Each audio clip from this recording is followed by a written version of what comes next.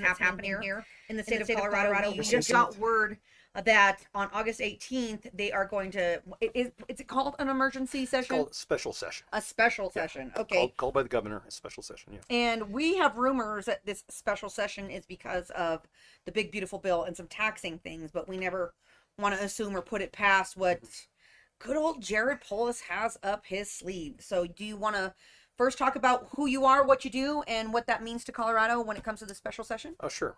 So, yeah, my name is Mark Baisley. I've served for 4 years in the State House, and now I'm in my third year in the State Senate. Aerospace engineer by trade, and still do that. Our sessions are for 4 months of the year, and so we all somehow find a way to be flexible with our schedule. I'm sure that's tough with your day job, so to speak. It would be, except that I've surrounded myself with some people that are a whole lot smarter than I am, and so I just pretend like I'm the boss and show up, for 8 months of the year and get in their way. And the first time when I first got elected in 2018, and then I called the group together. We're not a big company. Last company was bigger that I owned, but this one we're still getting the wind under the wings. But anyway, I said, okay, so I got away with getting elected. So I go, so Jess, you're gonna have to step up and run the joint while I'm, So I'm 2018 or 2019 comes around, and the session starts, and I'm still trying to figure out, where the bathrooms are and all that. And then after like 3 weeks go by, I go, oh yeah, I got a company out there. I got to go catch up with them. So I asked for a meeting with them, and we sat down. And the youngest employee, who's still with us, she's wonderful. First thing she says, we've changed everything since you left. Oh, wonderful. I go, left? No, I didn't leave. Anyway, but yeah, they just kind of made it their own, which is a good thing, If you're a good delegator, clear direction and sufficient resources and authority equals responsibility, all those good basic management things, then the troops step up, and so they've turned it into something pretty great. Pretty awesome. So you've been the executive of your own companies in the past, and now you're looking to be executive of the state. So I have a feeling that a lot of that experience probably translates into the job. But what do you plan to do differently? What does day one look like for you in office? What's the main priorities that you see on your? Well, Tina Peters will not spend another night in jail. Oh, okay. That's a beautiful thing. That's awesome. Yeah. And that's a goal of mine, that on inauguration day that would be when she gets sprung, You're allowed as governor to give her that pardon? Well, clemency of some sort, yeah. Oh, wonderful. And so there's a variety of kind of a spectrum of pardons, or just allowed out of, hey, you've served your time. Sure. So I gotta, time served. Yeah, time served. So I got to get advice on how that all would look, but yes, for state convictions. Yes. Wonderful. But so that's a priority. But interestingly, just putting a cabinet together is it's like building that close-in team, which I've done a few times, and this is a big executive. Let's called the executive branch, executive level job, and it's an enormous job. Yeah. So none of us who's running for this position has done anything this big. It's a $44 billion a year project, right? Absolutely. Wow. Operation. So it's huge. So bringing all that together is a big deal. Interestingly, so I've had 3 of Governor Polis's staff members approach me and offer to help. Nice. Yeah. That's interesting. And one of those, and I hope he doesn't mind my saying who, but anyway, Alec Garnett, he was the Speaker of the House when I was serving in the House as a state representative, and I got along with him very well once he became Speaker. He and I butted heads a lot when he was a Majority Leader, but once he became Speaker, he stepped up to the job, and we really got along very well as colleagues. He approached me, I'm going to say, it was earlier this year during session, so probably 6 months ago. And he was in lobbying me and others, on a bill. And he pulls me aside, says, Mark, if you get elected, I have served as Governor Polis's chief of staff, that's what he did after he was Speaker. He says, I know how the office runs, and I would like to offer to help you set it up. Oh, that's really awesome. It was pretty awesome, actually. So I said, Alec, I will take you up on that. That's and then nice. I will throw you out. nose under the tent, but Sure. but then two other people. There's one person on staff now that I just want to keep because he's tremendous in his job. Sure. I work closely with the governor's office now, and then there's a past person who's actually in a pretty high level and at one of the agencies that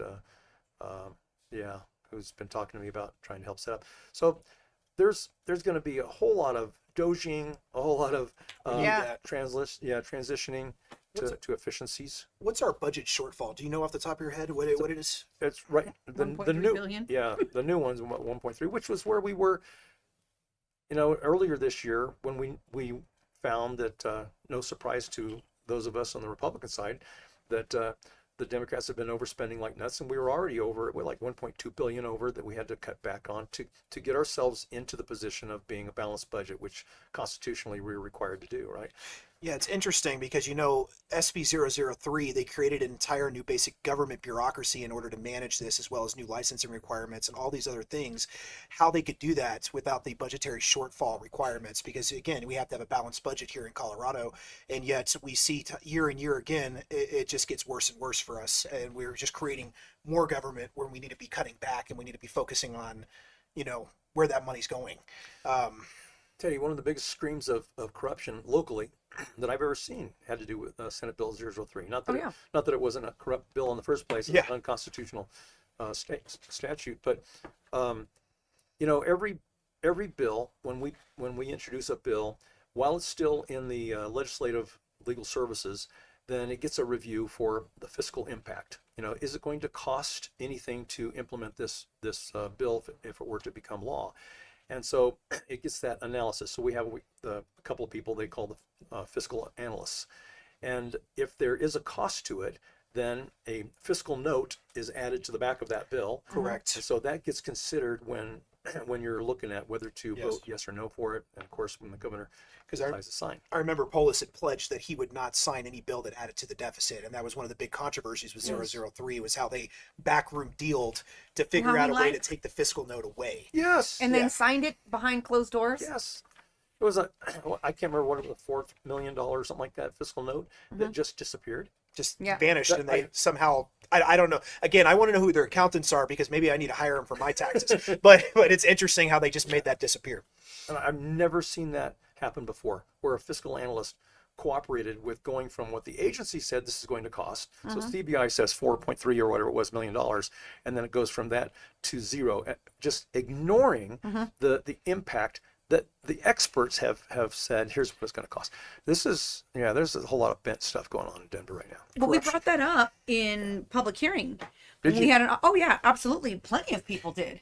Yeah. And asking about, why are we going to continue doing this? One, when a lot of these gun laws that we've had, I mean, you were there, all the gun laws that they were pushing. You sat and heard these things. You've seen us talk and testify in public hearing committee against these things.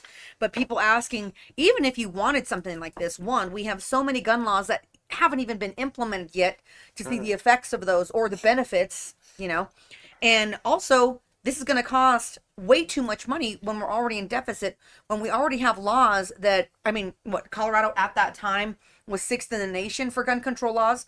With the passing of SB 25003, we have now become in the top 3 in the nation for gun control laws. So there is no really any solid foundation for them to justify why they passed these laws, other than sheer, utter, complete, distaste for not only the Second Amendment but for the community and the gun people. I was going to say that Denver Post article that I did with Denver Post, they actually were pretty balanced on how they wrote it out. They actually show the statistics of when 2013 occurred with the magazine ban and all the other gun laws that have occurred, and it just shows the crime rate going up versus down from COVID-19. So if they're looking for a positive effect, it was surprising to see Denver Post actually admit to that. They did try to minimize the effect a little bit, and they got a response from the governor's office saying that, well, if we save one life, that's all that matters. But the fact of the matter is that, by risking the lives of plenty of others? That's what's happening, is by limiting our rights as law-abiding citizens to be able to defend themselves, they're actually creating, in my opinion, a hunting ground here in the state of Colorado for predators. Absolutely they are. And what are we, number 2 for rape now? 6th. 6th? Not like that, such a big like, oh, that makes it better. Car theft, You know what I we're mean? in the top One. Yeah, We are number first. one. We are Okay, yeah. first. So Wow. I mean, We are first. violent crime isn't. There's some reduced bragging rights, huh? Oh yeah, first. And then we have the situation in Boulder where he was actually prevented from purchasing a firearm because he was a non-citizen, so he didn't qualify Wow. to purchase it. And what did he do? He went out and made firebombs, Molotov cocktails, and Oh. flamethrowers, and went and Yeah. killed a bunch of people that way. Yeah. The point I'm trying to make is that bad guys that are intent on causing harm are going to do We're so. going to do so. Yeah. Too bad that person wasn't surrounded by people that were armed. Yeah, you For- can't do that in Boulder. Well, especially in and that for area. people that are out there wondering what's going on and what we're talking about, Boulder has a 10-day waiting period to obtain your firearm. A stricter magazine capacity too. I think it's 10, You, isn't it? 10 cap. Yeah, You 10 can cap, only okay. have 10 rounds in your magazine as a firearm concealed carry person, and you also are not allowed to conceal a knife at all in Boulder. Yeah, in the area that occurred when was a gun-free zone event, you weren't allowed to conceal carry. Of course it was. So if all it would have taken was one person with a concealed carry. Of course it was.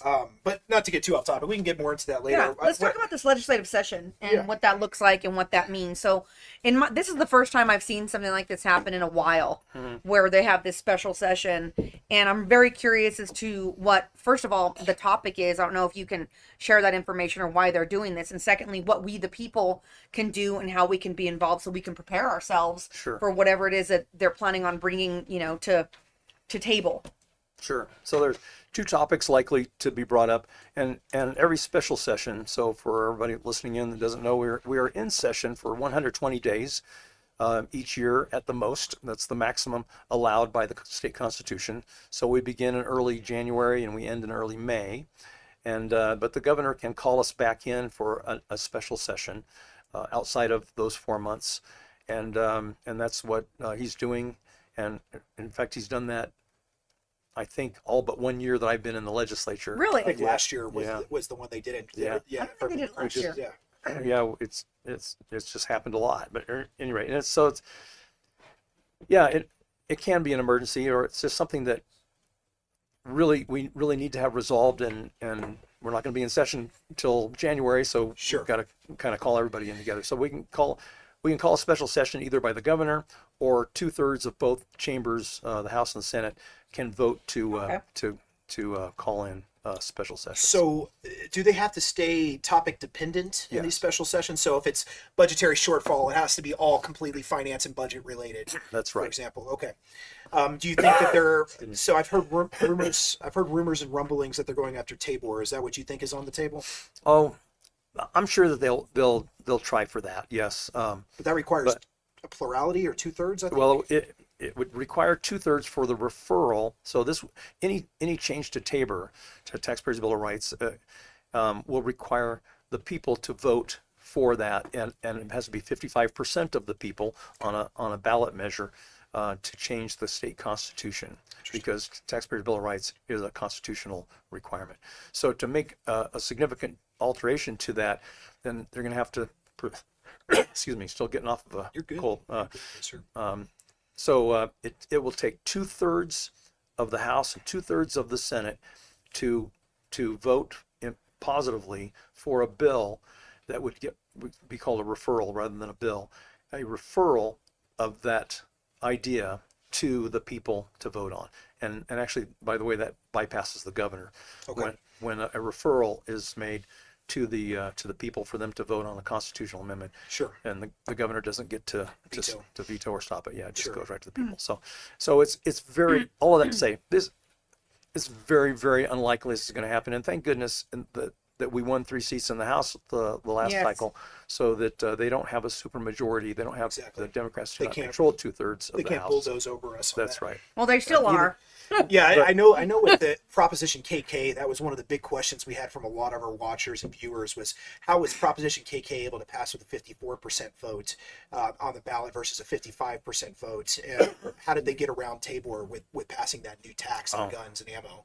I'm kind of a. I mean, it's been explained to me, but for our viewers, if you know a little bit about that or how they get around that type of situation. So for everybody watching, the Taxpayer Bill of Rights is something that's special to Colorado, and it's something that protects the people for any type of raising of taxes when it comes to property. Am I correct? Well, any tax at any government level. So it kind of two things. It allows for government growth based on inflation and population. But if you ever want to raise more taxes, you want to raise the rate, you want to have a one-time bond measure and that sort of thing, you have to go to the people for a vote. The voters have to approve it. So, And that's why I'm guessing that's why we see a lot more fees than taxes on things like our car registration. That's how they get a round table. that's right. Okay. That is and they'll do things that should be called taxes and call them a fee to try to get around that. Just they'll sleight of hand, of course. But so this special session, and by the way, to kind of further answer your question, Sure. yes, we'll work it just like a regular session. So we will introduce bills and we'll go through the usual cycle, the six steps of going through a committee hearing and a second reading and a third final vote in the first chamber, and then it gets sent to the other chamber. If it starts in the House, it goes to the Senate, starts in the Senate, it goes to the House, and then has to go through that same 3 steps on both sides before it goes to the governor for his signature or veto. So it does all that, but we'll do it all within like a week's time. Oh, so it's a very short period of time. It's typically a week, yeah. And I'm assuming that, Excuse me again. as you mentioned earlier, the Democrats like to spend like drunken sailors. So I'm guessing that we're not going to see very big cutbacks. We're going to see tax increases is probably what we're looking at. Well, actually, we will more likely see an adjustment of spending. So, yes, some kind of recategorization, some sleight of hand stuff, or some cutbacks on spending. Sure. Because in order to increase the spending, they have to go to the people and ask them permission. So we're going to have to cut back So somewhere. they'll have, to really balance the budget, we have to cut back.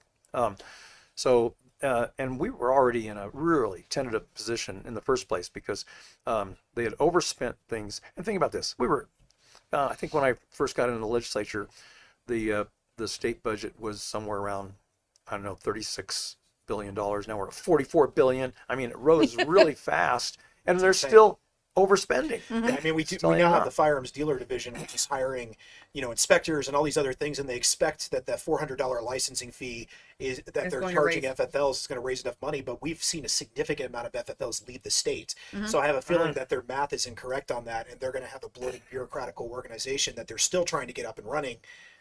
That's not going to be able to make its numbers. Yeah. Well, they can raise that fee after 2026 by $25 increments. Ooh, but that they're going to. Checks. I'm pretty sure that they're going to do that. $15 background checks when originally it was what? I think it was below $10 originally, so we're at $15 now.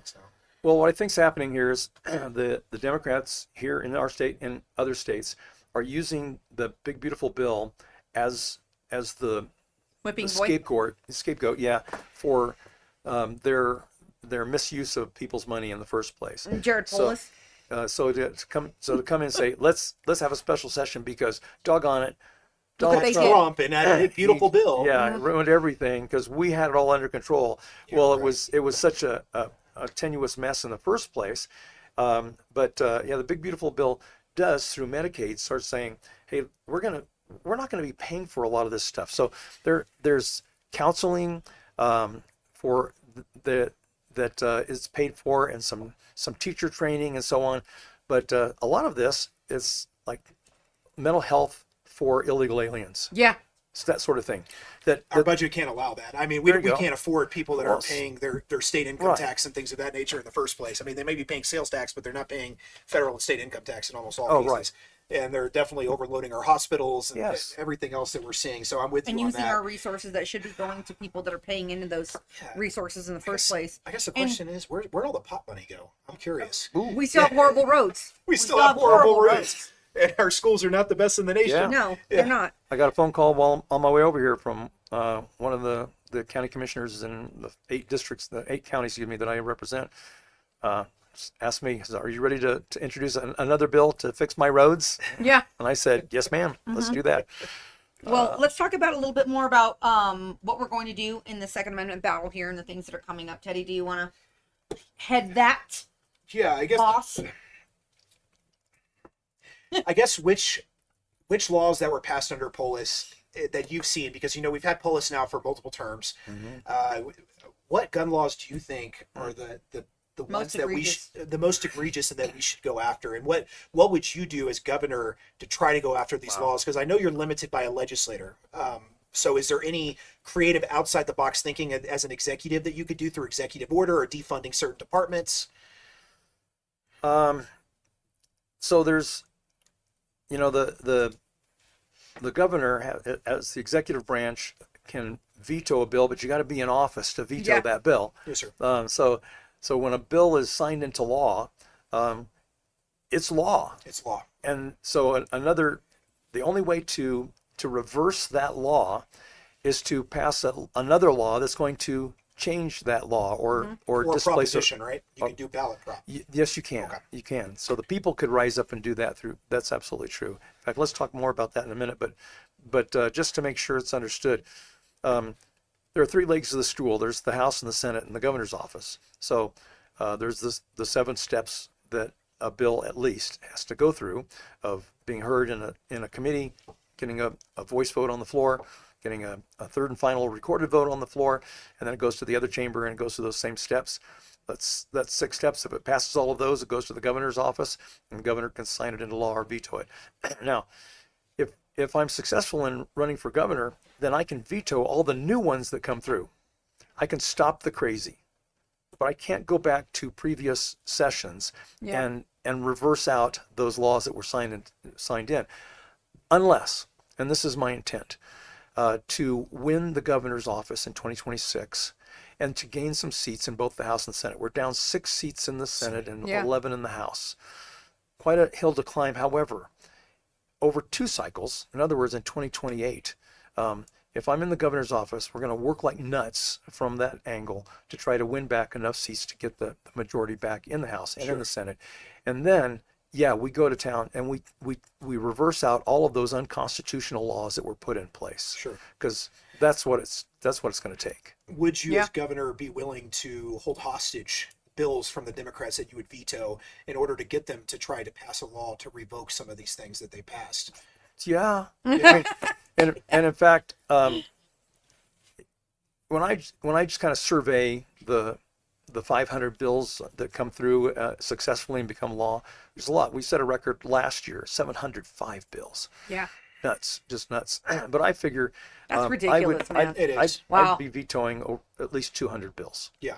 And why not? I think that gives you leverage as governor, because it would require a 2/3 majority vote to override your veto. Yeah. You could basically hold up anything that they're trying to pass, and they wouldn't be in office very long if they can't work in a bipartisan way with you to try to pass legislation for their constituents. So that's one thing that gets really confusing to me, is that we have people in politics that are like very hateful when they see senators, House representatives working with the opposition, with Democrats, to pass a bill. It's like, that's what we're putting them there to do. Truly. They're supposed to be doing bipartisan communication to make sure that it's in the best interest of the people. You have a compromise when no one's happy on either side. That's a true piece of legislation, in my opinion. But but that's what we want to see. Well, that's how the founders put it together, right? That's right. The majority has to comply, has to agree with a bill for it to go through. So that's what the Federalists working with the Anti-Federalists. There you go. Yeah. And that's what keeps radical stuff from happening, right? Yeah.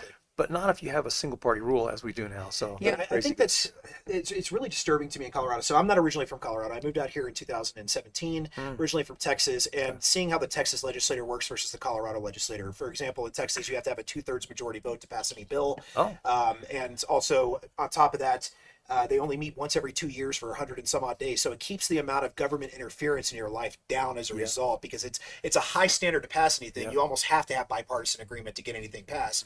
And it makes it very difficult. It's very hard to revoke laws. It should be very hard to pass laws. It's too easy to pass laws, in my opinion. Yes. Yeah. No kidding. Hopefully we can, maybe there's some way we can limit power here in Colorado. We need to, because when I teach, I teach concealed carry classes, concealed carry class of Denver, shameless plug. One of the things that I've noticed is I like to tell my students those things, like, hey, guess how many bills that they propose this legislative session that they want to become law? Why do we need 700 more laws? What is the justification for that? It's insane. And people are like, are you kidding me? I'm like, no, this is what it is. And I always come to that point, like, okay, how many people in my class? Raise your hand if you know who your quarterback is for your favorite team here? Everybody raises their hand. Do you know the name of our sports teams? Yep. Do you know who your House representative is? Hands go down. Do you know who your senator is? Hands go down. It's like, and we're here to talk about the things that are created to infringe upon your rights to be here. Yeah. And these are the names of the people you don't know that are making these decisions for you. It's stunning to me that, wow, people know more about, you know, pop culture and Coke versus Pepsi and things of that nature than they know who House representatives are or who senators are or who the legislators are in the Gold Dome. So that's one of the issues that I would like to see remedy is more involvement in public, in the people, in legislation, in policy. And what would you do? What are some things that the governor, when you're governor, can do to create more of an involvement from the people? Because right now what I've been seeing is that, you know, Jared Polis, he loves to make videos that are his little TikTok videos, his little, you know, stupid stuff that it doesn't matter. It's not important to the people. It's kitschy and it's for entertainment. It's not in the best interest of what people need to be paying attention to. So what can we count on you when it comes to that to create more positive involvement and education from the people through the governor's office? Yeah, that's probably bully pulpit stuff, you know, rather than passing a law, but to encourage our schools, because it's within their purview right now to teach that kind of civics. I teach that at college level. At every fall, I teach at Caris Bible College up in, in my own town in Woodland Park, and they always have me. Awesome. Yeah, I've taught, and we just scheduled it for this year. And Let me know when that is. I'd like to go if you don't mind. yeah, you can excuse me, sit in on the class. Sure. I would love that. Yeah, and so it's a twofer. So the class, it's called their practical government class. And so yeah, every year since 2019 that I've been in the legislature, they've had me come out and teach that very class, and it's just the legislative process for Colorado. Nice. And then 6 months later, they spend the day with me at the legislature during session. So Okay. I walk them through so they see live everything that they learned in the classroom. So I think more people need to have access to that. Maybe we can work something out that we film something very similar for oh, Yeah, sure. the information. second Yeah. syndicate channel to get more Yeah. people That'd be great. involved. How the sausage is made. Oh, God. How the sausage He is made. loves to say that. But it's yeah.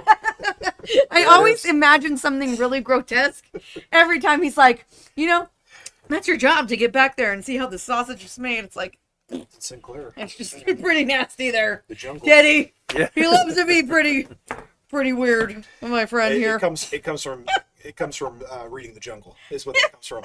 And if you've never read The Jungle, and you should, because it's an interesting. Okay. So what haven't the Republicans done that you would like to see, you know, them step up more, that we can get more involvement? Because we do have a very imperative legislative session coming up, or voter session, I should say, where we have some candidates we can replace. There's some candidates that we could get in office. There's a lot of stuff that we could be involved in. And I know that we have a lot of gripes going on here about what Republicans are and are not doing. What are some things that you would like to see them do more of? So two things. One is what we saw Donald Trump do in this past election cycle. He overwhelmed the vote. Yes. Right. So that was a determination. They set out to do that. He wanted to win the popular vote, Yes. Mm-hmm. and he did. And he did. We need to do that in Colorado next year, because you know the old joke is the Democrats have to win by the, let's see, was it the era of, oh shoot, now I forgot the what's the word? What's the word? The Margin of error. the margin. Thank you. I couldn't really think of the word. They have to win by the margin of error, and we have to win by the margin of cheating or whatever. Yes. So Yes. anyway, margin of fraud is how we put it. Yeah, I'm not a big fan of our voting system here in Colorado. Yeah. So we've got to play a perfect game. We do. We've got to turn out the vote like crazy. We've got to get the youth, you know, the young Republicans. Yeah. We've got to get the Mormons. We've got to get the 2A community. And we've libertarians to got stop splitting libertarians. our vote. And that, well, yeah, and that's we've started that. Dave Williams, God bless him, he started that. You know, but Well, I we need to know. do I've that. been talking to some people in the Libertarian Party as well. Shout out to They're the going- Libertarian Party. They're very good so to and the us. Chainsaw Caucus. They're going to have a liberty pledge. Or are you willing to look that over and potentially sign on? That way they can back certainly, it? yeah. Okay. I mean, look at that. So Sure. speaking of backing things, we here at the Second Syndicate, we are a nonprofit organization. We are created solely for the purpose of protecting and defending the Second Amendment, but we need your help if you would like to see us continue to have shows like this. We got to keep the lights on. We are also on the Kim Munson Show every Friday morning at 7:10 a.m. on KLZ 560 with Kim Munson. That costs time, dedication, and money, folks, and we are here to support the voice of the people because we need it. So please head over to thesecondsyndicate.com and get out your pocketbooks and donate to us so we can continue this mission and bring in more people like Senator Mark Baisley to the show and informing the people on the true meaning of being involved in your local government. Yeah, you can also buy merchandise. We do have shirts, like our Polis for Prison shirts. Yeah, we have a Polis for Prison shirt. Gun Salesman of the Year with Tom Sullivan on it. We have that one. We've got a number of really cool, really interesting shirts that you can check out at our bonfire. If you want to let them know the address there. Bonfire.com/store/the Second Syndicate, the 2ND Syndicate. You can also head to thesecondsyndicate.com and go to the merch, and it'll take you right to the bonfire store to buy it. And for those of you who just don't have the fiscal ability to do donations, we completely understand. There's other ways you can help us out. You can share our content. You can post it to social media. You can give a couple dollars on a super chat, which really helps YouTube's algorithm spread our show and get that out there. And comment and engage and watch the videos the whole way through. YouTube has done some crazy new things that if you are watching and you are not actively engaging, it doesn't count. It doesn't help us. We used to get about 10,000 views plus on a show, and now it's more like half that or a little less. Nothing. It's awful because we are speaking about things that are truly important. We're speaking about freedom. We're speaking about controversial topics that the powers that be do not want us sharing with you. They want you listening to the voices in the box that are telling you to comply and to consume and to make yourself a ward of the state. So speak out, speak free, support the Second Syndicate in all ways that you can. We appreciate it. So the question for you, sir, is where do you stand on the 2A? What's your personal belief? Are you for limitations, or are you can own a cannon and a tank? Where do you stand? Are you in between? I'm a cannon and a tank kind of guy. Yeah, I like to hear. That's what we want to hear. That's what I like to hear. Seriously, I used to get the biggest kick out of the Dragon Man driving his 50 caliber on the back of his Jeep. When I would see him every now and then when I was working out here at Schriever Air Force Base, and I'm going, now that's a broad expression of 2A right there. But anyway. What's the whole concept? Certainly, it's allowing you for hunting, okay, but and to protect your personal castle. But the real purpose, the founders put it, was to keep us from taking over your lives. So defend yourself from us. What a humble, incredible approach. And if you think about it, any government that does not trust its citizens to fully arm themselves is a government that can't be trusted, is a government that has ill intent. So I don't see any limitations. That's what I like. One of the things that I want to know if you could change, and shout out to Dragon Man, shout out to Melissa, shout out to Mel, shout out to Ava. They are all good friends of ours. We really support them. They have always been on the front lines here with us, and they are good friends to the Second Syndicate, so we appreciate them. One of the things that I noticed that happened in the past couple years at the Gold Dome is the disarmament of people like you, disarmament of House legislators and Republicans and it's senators not like Denver's and Democrats. a perfectly safe city to visit in the first place. No kidding. It's not. But we have actually, and I'll have them remain anonymous because I respect their anonymity. I had a couple of legislative aides reach out to me privately and say there was some situations that were happening down at the Capitol. These young gals that work in the Capitol, and said, we are terrified. We have afraid to walk through the car at night after not only that, they were afraid in the building. There were people in the building that were harassing them that identified as something that they maybe shouldn't have identified at, so they can make their way into the women's restroom and solely to harass these ladies and give them a hard time. And, I don't have a problem with what you want to be or how you identify and all that. We need to protect women's spaces. I'm very I want to say that are they genderless bathrooms at the Capitol now? I heard something about that. It is not all of them, but yes. Okay. So there are some They reached out to me saying we need to know how we can defend ourselves because we're disarmed here in this building.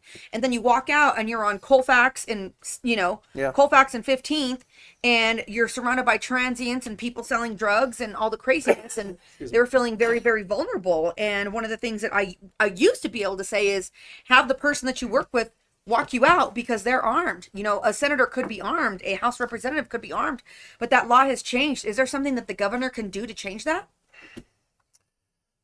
That again, for the restriction on the legislators, that was a bill that passed that said that that no one, including legislators, can carry concealed in the Capitol, which was for all this, over 100 years. Yeah. That had been the status quo. It's right. Mm-hmm. And we don't walk through the metal detector. We walk around it. Correct. And they just assume, yeah, you might be carrying, and that's fine. Sure. But now it is literally illegal. So yeah, the only thing as governor you can do is to lean on them to reverse that law, to pass a new law that would displace that law. We got a lot of on the work to books. do then. Oh yeah, to undo the damage that's been done, we need to have all three legs of the stool. We need to take the majority in the House, majority in the Senate, and the governor's office. And yeah, I'm determined to do that. We have to do that. And I think we have a golden opportunity here this upcoming year because, again, we don't have an incumbent governor running, and we have an unpopular congressman who's running, who's even unpopular in his own party. Yeah. And then we have basically a career bureaucrat that's been, I don't know what his background is personally as far as Corruption? Weiser is concerned, but I'm sure he Corruption doesn't is- have private sector experience, and that's important for knowing to run how to business, like you have in your past, sir. Yeah. Knowing how to run a business, how to make a business profitable, I think, and be an executive in a company is definitely a qualifying factor for the governorship or for the to be governor of the state of Colorado. Because without that experience, and you get a career politician and bureaucrat in there, we're just going to go further and further in debt. I mean, Colorado's already become And in one of the danger. least- well, we've already become one of the least business-friendly states out there. We're starting slow. We're slipping every year. Every year, it's getting worse and worse to do Right. business here. Taxes are going up. The cost of living is through the roof. Since I moved here in 2017, it's nearly doubled the cost of homes Yeah. and Mhm. everything of that nature. That's insane. All under Polis too. All within his tenure as Mm. governor, and with our legislator, of course. So hopefully, we can see some changes there to make Colorado a little bit more freer and a little bit more available to the average person. You bring up such a great point. We can come in as being the naysayers and saying, okay, we need to stop all this crazy. And we do. And any Republican that gets elected as governor, I think would just stop the crazy, would veto Let's hope so. the outlandish stuff and certainly the unconstitutional bills. But where's the vision? There Yeah. still needs to be direction and vision. So Tell us your vision. Sure. So there are very few things relatively in the world that government ought to be taking care of, right? So there's everything else. There's church and family and business and science and art, and then there's government. So, but government should not be controlling all of those things. And of course, the left worldview is that government does control all such things, and so. But what it should be doing, it should do well. So yeah, for me, what I have been doing and what I would intend to do, hopefully at a more effective level as governor, is to arrange for great economic opportunity as number one. So what I have done, and I'll continue to do along these lines, is so I got Colorado along with others, not me by myself obviously, but I got Colorado qualified for the CHIPS Act, which was the effort to bring semiconductor manufacturing away from China, where we can't trust what they put in the Trojan horses in their semiconductors, Yeah. and bring that to manufacturing in the U.S. So, well, now through getting the CHIPS Act approved for Colorado a couple of years ago, now we get the grants and tax credits for companies to do semiconductor manufacturing here in Colorado. Nice. Then last year, I did lead that charge. Now, frankly, that was at the request of Governor Polis. After we worked together on the CHIPS Act, and he got to know me and knew that I had the tech background, the business background.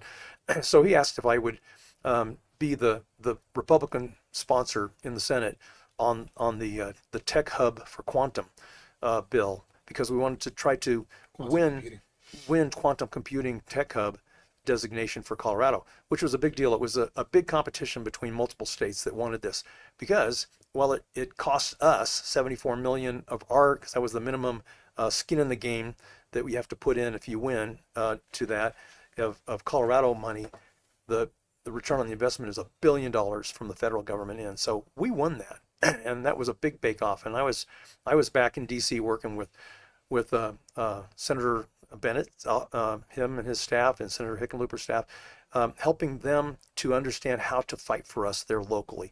Anyway, it was an all hands on deck, and we pulled that off. So it's all centered around the amazing physics lab at the University of Colorado, CU Boulder. And now we have companies that have moved their headquarters for their quantum computing headquarters. Honeywell moved its quantum computing company's headquarters to Broomfield and to Boulder. So they're coming in, and so now we have like this kind of Silicon Valley of quantum computing growing in the Boulder area, which is huge. I mean, I just saw a quote today that says, whoever controls quantum computing will control the world, and it's gonna, it's the next generation of computing, and it's amazing, really amazing application of the quantum physics, and which is magic. It really is amazing stuff. And then something else I worked on right after that. In fact, it was Governor Polis's office came to me and shortly after the quantum win, and they said, "Hey, do you want to sponsor the effort to bring the Sundance Festival to Colorado?" And I said, Familiar with that, yeah. "Why would I do that?" Yeah. That was my first. I didn't relate to it, technically and all that. They said, "Well, because it's economics," and sure enough, it's a $2 billion economic. Industry. Yeah, and so I got to work on that, and we put together a real good effort. We met with them. I had to kind of bring my side of the aisle, kicking and screaming at first. I going, "Yeah, but you're bringing Hollywood to, those liberals." I said, "We're bringing money. We're bringing job opportunities." And so after a while, they go, "You know what? You're right. Let's join in." So we all joined in, and we met with them. We we really brought all the big guns to convince them that we wanted them in Colorado. Yeah. And we won that. So that's like having the Super Bowl come to town 10 years in a row. It's a 10-year commitment of theirs. Absolutely. So $2 billion injection into Colorado economy. Yeah, I mean, that's great. And it's good that you can work with the other side when necessary for the economical benefit of the state. And it's something we're going to have to do because at the end of the day, we're truly purple state, and we're going to have to work with the other side where we can agree on things. The problem is it seems like the legislator especially has been working on things that only their side is for, except for some instances like this, which is great when there can be bipartisan support. Sure. Yeah. So government does not create jobs, except for government bureaucracy jobs, of course. It can incentivize it, though. But well, we can create the incentives certainly, but we can create the infrastructure. I think that's an appropriate role for government. It's not written into our Declaration of Independence. It says that we're to secure people's rights, but to create the roads, the bridges. Excuse me, We still don't have any roads. Well, we have collapsing roads that need to be built up. Those are the areas that it makes sense for us to invest the people's dollars just to facilitate commerce. Because infrastructure. Infrastructure, yes. And then, but get out of their bedrooms, get out of their children's sexuality, the incredible micromanagement of social matters. That's what we ought to not be doing. They always say that Colorado's a purple or blue state. I see us more as a libertarian-minded state where we want personal liberty and freedom from the government, but at the same time, there are reasons for the government to exist and things that they should focus on. And I think that's absolutely right. Infrastructure is something that Colorado needs to improve on, bringing jobs in, bringing companies to Colorado, giving them incentive to come here versus going to Texas or Utah or these other states. Those are huge things, and unfortunately, other than some of the situations that you've mentioned where you're able to get bipartisan support and get it passed, I feel like we're definitely still a detractor for companies to come out here. I feel like we can incentivize companies to come here more, whether it be through lowering income tax or eliminating income tax or something of that nature here in Colorado. Yeah, truly. So what does your campaign strategy look like for independents and people in the gun industry? Because one of the things that we've noticed as a trend, especially in hunters and pro-2A people, they've lost a lot of faith in our elections. They've lost a lot of faith in our politicians because they're seeing that even when they do show up, like for example, SB 25003, previous years, we sat there until every voice was heard. Now they're shutting us off. Now they're shutting us off. Yeah, we actually organized a lot of the testimony and the protests that occurred. That's where we first interviewed you, was on the steps of the Capitol, when we had when we had the event organized. Yeah. But what are they don't even want to hear us anymore, I think is what you're getting to, at least, right? Yeah, well, one of the things that bothers me is, like, if every voice matters, you need to hear every voice. When we are pushing back against these unconstitutional bills, I see people that wait, they take the day off work, they make arrangements for the babysitter, everything, so they can go down to the Capitol and they could speak up. And yet, even if we're there till 1 o'clock in the morning, I want to be able to make sure that our voices are heard, but that got stopped. And I don't understand how that happened and what we can do to combat that. It's a travesty. It's something that the majority party right now is squashing debate, and squashing debate not only in the hearings like that, but also they're limiting the debate in the House in particular, as I'm sure you've heard, and it is just flies against everything that we are as Americans. Yeah. So a couple things. One is just pushing back on that very thing, but also I've realized while watching in the front row, watching unconstitutional bills come through, and I go up. I always go up when there's an unconstitutional bill being introduced. I always go to the well, or the podium, we call the well, and I point out. I go, here's what the bill says. Here's what the Constitution says, whether it's the state or the U.S. Constitution. And I point out, this is obviously in conflict. We cannot vote for this bill and uphold our oath of office. Yeah. And so I'm kind of known for that. And so we push that over and over and over. But what occurred to me is there is no downside for them to introduce and pass an unconstitutional law. Yeah. They They suffer have nobody nothing. to hold them accountable. That's exactly right. So are you talking about potentially removing their immunity? Oh, no. Don't threaten me with a I good have- time, bro. I do have something that I intend to push through. It's not really a gubernatorial Ooh, effort. boom, there's the word. Anytime we mention gubernatorial, you have to take a drink. A ballot measure, and really it ought to be an amendment to the state constitution. I believe that any person of standing, and that would be defined by any resident of the state of Colorado, ought to be able to challenge legally any law that they believe to be unconstitutional. Yes, we've actually talked about that here in the second syndicate. Well, you can certainly do that, but I think it ought to do two extra features to that.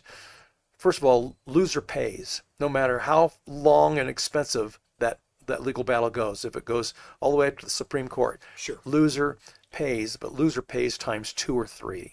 So treble damages, like you have in some cases here. In Yes. So that attorneys would be willing to take that on as at risk, but they believe that they're going to win and they're going to get a big payoff. Colorado. That you're going to have to get around the attorney lobbies or the lawyer. Well, the you know what? bar lobby. I've actually had good conversations Okay. with them about that. I first introduced it to them, to the trial attorneys, because they would make buku bucks off this, and they're actually scratching their head. Sure. They're torn. You know, Sure. their loyalties there. Well, it also cuts down on frivolous lawsuits too if the loser pays. Well, I would sure. think. Yeah. And in fact, that's the other feature that I think ought to be in that measure, in that ballot measure, and that's that any bill that it would be the assessment of, I guess, of the attorney in the basement, the attorneys who write our bills for us, but or maybe it's the fiscal analyst, but there should be a fiscal note tied to any bill that is likely to receive a constitutional challenge. That's wonderful. I think that's great because it does cost. They pass these things knowing that there's going to be court challenges, and it costs millions of dollars to fight back against these. I think you would also have more pro bono attorneys willing to come in, or more activist attorneys willing to come in and represent a constitutional challenge if they believe the case is winnable. Yes. Yeah, that's great. No, I would say why stop at the constitutionality? Let's just have complete loser pays state for any type of frivolous lawsuit, because Okay. Because we have some of the highest amount of lawsuits on insurance companies and frivolous lawsuits in the country. That's why our insurance rates are so high here. yeah. Oh, yeah. Yeah. Well, in my first year in the legislature, 2019, what was passed was it was one of those 4 a.m. Debates, and it was House Bill 19-1032. I remember that, and it was to require instruction, LGBTQ instruction in the public schools. Oh, gosh. Yeah. Which is unconstitutional. It's in conflict with the state constitution that says the legislature cannot require instruction in the Interesting. schools. Only the school boards can. So it's an unconstitutional bill. So I took Blatantly this. passed it regardless. Oh yeah, they did. Oh yeah, of Yeah, course they they did. did. And I called up my old pal Scott Gessler, a former Secretary of State and attorney, and I said I need to talk to you about maybe hiring you to go fight this. And so we sat down. I presented the idea to him. I emailed him my notes, and he calls me up a day or two later and says meet me for coffee. He says this is a win. And so we sat down and talked. He says absolutely, this is in conflict with the Constitution. It's a win, slam dunk. It'll cost $500,000 to fight it unless the other side gets involved, and then it's going to go into the millions. Sure.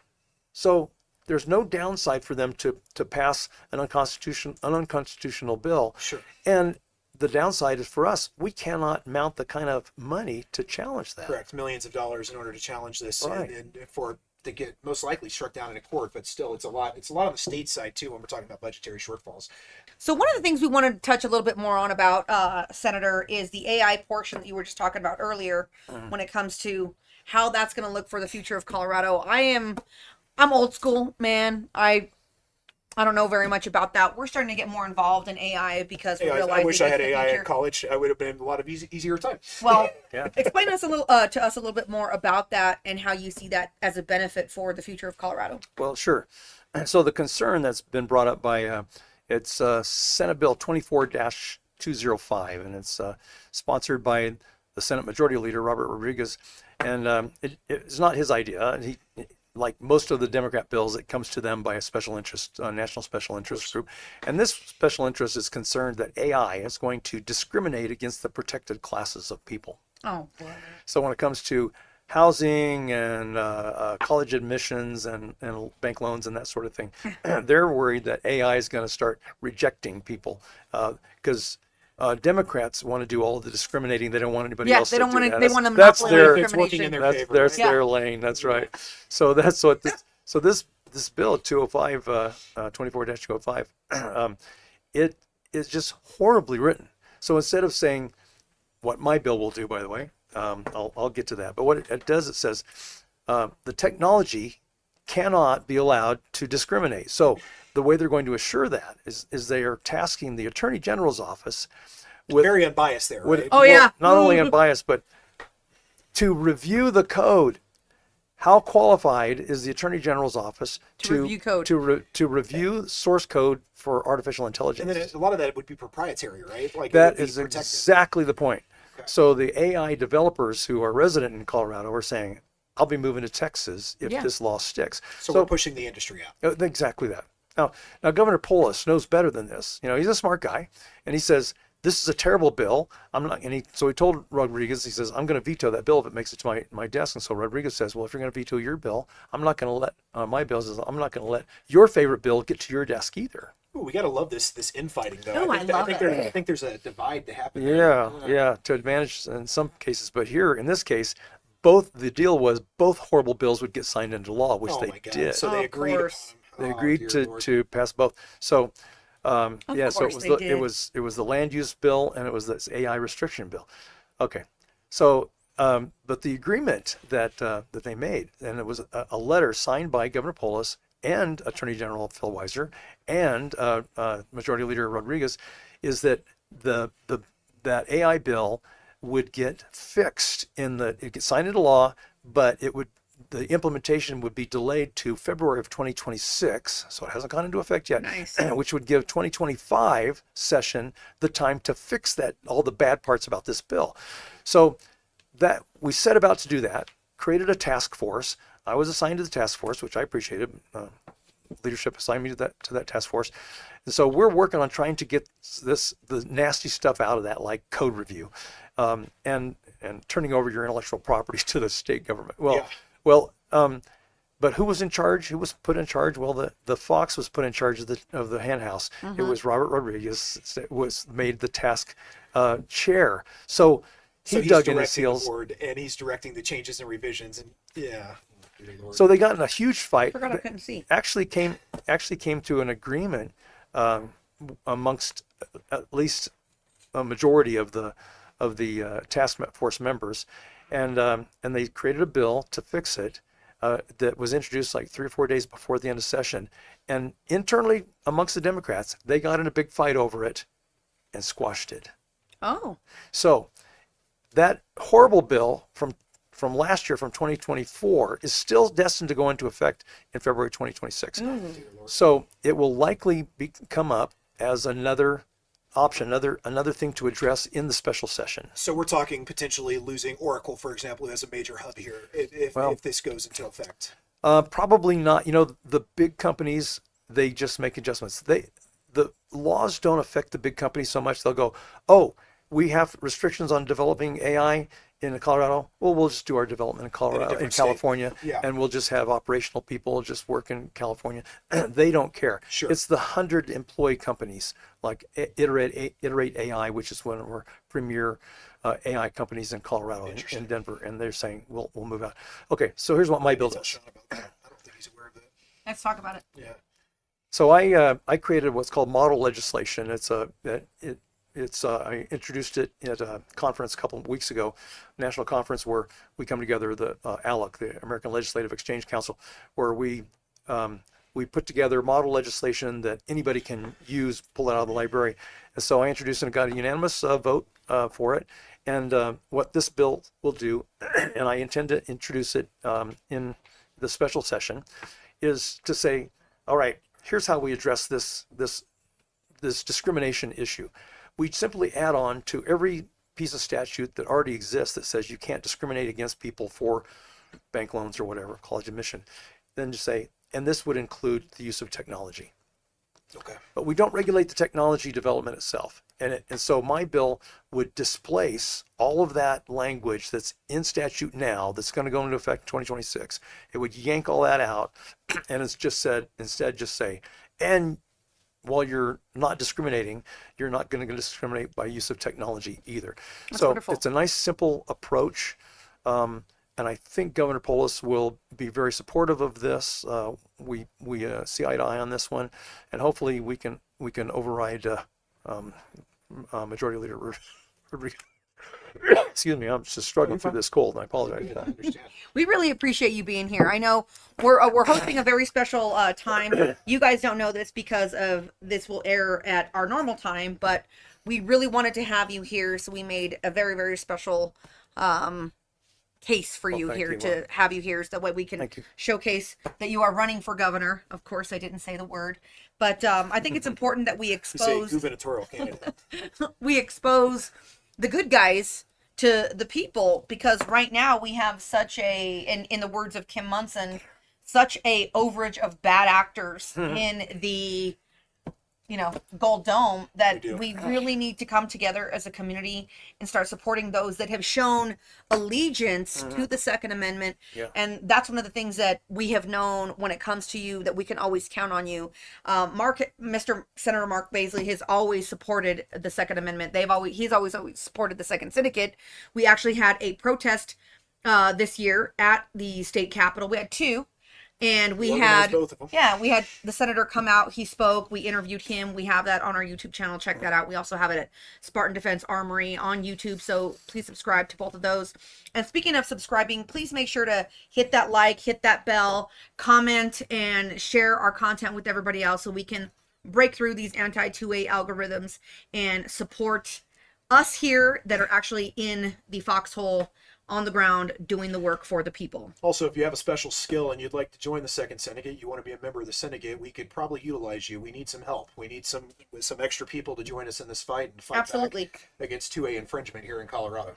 Wonderful, wonderful. So some of the things that we want to talk about are obviously 2A related. This is a 2A show. Yeah. So of course we want to invite you to our event that we're having. You want to tell them a little bit about our event that we're having in October? October 4th and 5th, we're going to be doing a range day at Pikes Peak Gun Club. We'll have multiple manufacturers out there, from Q to Staccato to Aimpoint, energetic arm suppressors, Fort Scott ammunitions. We're going to have a number of vendors out there for people to come out and get behind the trigger of some of these items and see what all the fuss is about, see what makes these things special and what makes these companies special. So yeah, I hope you'll join us out there. We'll have some food trucks and some other things going on, and we'll have some giveaways as well. So yeah, come on out and see us. We're also having an event September 13th at the Damage Factory in the Denver Tech Center through the Second Syndicate. It is a luau. We're going to have a pig roast. We're going to have a whole bunch of food trucks I there. think I have a shirt for that. that somewhere. Yes, you do. And we have a whole bunch of speakers. We would love to have you come out and speak if you'd like to. We're going to have music. You bet. We are going to be having an open bar. Well, not open in the sense that it's free, but you can come. All the proceeds of the bar will go to the Second Syndicate. Yes, Go to so the come fight out back for and the bring your 2A. thirst, and we're going to be making cocktails and Maybe we pouring should it do up for tobacco. that. Have a tobacco license now. Maybe we should do the AT and There F you all go. in one location. Let's do it. Yeah, let's do that. Don't threaten me with a good time, my friend. That's coming to mind for everybody listening in. So yes. I honestly thought when I was younger, when I was a little wet behind the ears Some and I was cigars still a out there. kid, when they Yes. were talking about the ATF, I was like, ooh, alcohol, tobacco, and firearms sounds like a good time. Like, I always thought it was like, ooh, that's a cool thing. And then I got older, and then I was like, those people suck. You know, I was like, oh, I had no idea what I was thinking about. That's the wet behind the ears version of myself. But we're also going to have a very special day that the Second Syndicate is organizing, and I want to invite you personally that we're here on the show. We are going to be hosting an educational day for legislators Legislative and their members. aides and A their training day. staff Oh, no kidding. at the Gold Dome. So everybody who is there, one of the issues that we've seen is that all these people are making decisions on guns and they don't know what they're talking nothing about. about guns. Yeah. And so how do we remedy that? Let's educate them, but let's educate them through the actual perspectives of You know what I the think gun would be owner great? rather than people that are anti-gun. I So think we're going to have we would some love to guns have with, you there. with epoxy magazines so that they can see how to clear a jam and malfunction. With Ooh. an epoxy Oh, you're I love talking. that idea. So this is an event that job. would take place at the Capitol? No, No, we'll do we're it. gonna- We'll do it at a everybody private who's- range, and Yeah. we'll invite I see. anybody out that wants to join us and give I them see. free education, training, ammo. We don't and wanna get everything for that arrested. event. Okay. Yeah, we don't want to get arrested at the Capitol.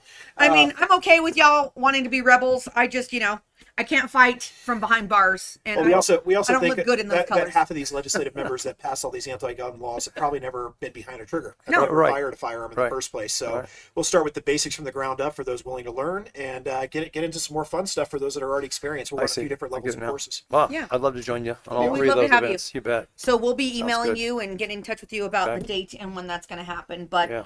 for everybody out there listening, we will film it. We are going to be documenting it because we want to make sure that we can hold all of these politicians accountable. And I do want to say something that I am very surprised and also very happy to hear. You heard it here first. He has been in the Colorado legislature for quite some time, and he is saying the Second Amendment is to protect you from politicians. Have you ever heard a politician say that? So if you're thinking about point. what is the kind of person that we want leading us and in a position to make those calls, he is not doing something in the best interest of himself. He's doing something that's in the best interest of the people by what has been written for the people and those protections, which makes me a believer. I mean, we've already wanted you to be successful, but now that we're hearing what's coming out of your, out of your face, we really like to hear it. So I think we can also get a commitment to make cannons and tanks tax deductible, maybe. Yeah, there you go. Eh. You're not, but I don't. I wish I knew who said this first, but it's I love it. It's when the people fear the government, there's tyranny, and when the government fears the people, there's freedom. I thought it Sounds was like Benjamin Franklin. I thought it was Jefferson, but Or we'll maybe look it's it up. liberty We'll look it instead up. of freedom. Google Yes. it. But I love that one, right? Yeah. Then that's There you go. say it all. Yeah. I appreciate that. Getting back to what guns stand for, we always like to ask everybody that's on our show things about guns. What do you feel is a great way for us to balance the power in the legislature for gun bills? What's a gun bill that you would like to see maybe us work on, or the Colorado Federal Firearms Licensee Association, or our counterparts as the SSA, RMGO? We are all working together to make sure that we have more representation in law at the Gold Dome. Yeah. Is there something that you could foresee or recommend to us that we should be paying attention to, Boy. or anticipate what's coming up for us? Anticipate what's coming up. I never know, because you think about when they took over control, single party rule 10 years ago. Then they started introducing gun control bills, and after a while, they introduced anything that could have been considered reasonable, and now they're just making stuff up. Yeah. It's coming up just with- coming. Yeah. So Tom Sullivan goes up. He does this at the end of every session and just says, "I will be introducing more." He goes. Oh, He goes. God, He goes. I know that you guys think I'm violating the Constitution. You think I'm stirring things up. And he says, "I don't care." Yeah, he doesn't. He doesn't care. He says, He says, "I will be bringing more." He doesn't even know what he's going to be bringing up. They're going to make up more stuff. So They're just going to being hand fed it to to him. him by They're just an going to hand it to him. Yeah, Hey, so- run this bill from every town. Hey, run this bill from, well, yeah. these Sure. anti-gun organizations. Hey, stand on this. So the best answer I have to your question of what could be run would be to remove the existing laws that they've been putting into place, the unconstitutional laws. If there's some new bill, the best thing I can think of is along the lines of what we were talking about earlier, of the ability for the citizens to challenge unconstitutional laws that are on the books. Yeah, it's huge. Yeah. We definitely want to do that. So, speaking of guns, anything else you want to talk to, or you want to get to the cool questions? Let's get to the cool questions. Awesome. Normal So, questions. we have some questions that we'd like to ask our guests before we close the show out. First one is, do you carry? And if you do you have an everyday carry that you like? I do conceal carry. Yay! And I have a little boy. I am not. No you judgment guys here. Yeah. No judgment here. No judgment. But I have a gun under my dress right now. yes. It's okay. So I have two. I have a Ruger and I have a Spring. Wait, what's this? Springfield. Springfield, yeah. Okay. I have Springfield, and that's the better one. That's the newer, lighter, smaller Like a version. Hellcat Yes. Pro or something? Yes, Yeah. it is a Hellcat. Yeah. Awesome. Well, we Yep. we are a gun shop too. So hey. that has seen the inside of the Capitol. I'll tell you nice. what, when you come out on October 5th, we'll get you behind the Staccato CS and we'll see if I run hurt you. I run All a right. Staccato CS too. All right. I conceal that often. Lately, I've been running my 6-hour P365 with the Icarus mod. Shout out to Icarus. They show me so much love. They are so amazing. I'm that weirdo that can still carries an alien. No, he's the weirdo that can still carries a pin gun. And Oh, wow. literally the other day, Yes. Teddy and I are leaving his house, and I have this big sling bag in front of me, and I have a Staccato CS, fully stacked magazine and extra magazine, and I'm like, alrighty, I'm standing in front of his mirror, and I'm I like, pull what out do you the care? And noisy he's cricket. like, he pulls out the little noisy cricket. What was it? It's a switch gun. It's a 22 mag that folds up and it has a pocket clip on it for your pocket. It looks like a knife, not a gun. It's like this big. Wow. And it's like, what is going on here? I'm good at- I switch out between things. It just depends. And that day I was in shorts with no belt, and that was just the easiest thing to throw in my pocket and have something on me. So, It's like Right out of we're Get carrying Smart. completely Yeah. opposite of what Yeah. people would assume who has what. Okay. If you could have any gun in the world, what is Oh, your wow. holy grail gun? Things like this. This is Yeah. new. This is new. Look at that. yeah, it's Yeah. the HK, one of their special editions. Oh, look at that. So I've just enjoyed a little bit using my sons, but any high quality, and you guys are going to tell me what's high quality because I won't be able to. Oh, you're gonna I'm not see. an expert. But